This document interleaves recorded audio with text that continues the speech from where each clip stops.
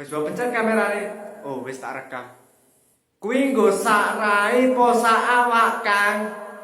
Gijen wong edan ki sing komen. Wis genah. Iki sabun rai.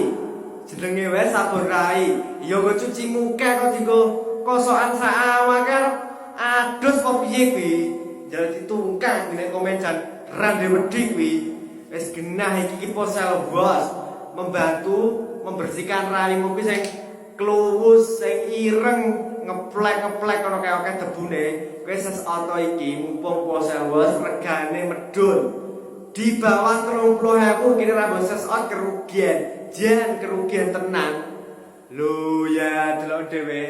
Hasilnya nganggo ponsel bos, raine mundak resik. Wis genah ketok gagah kok ngene iki ya. Genah ketok ganteng wis ndang ya. Tukune ning bronjong kuning.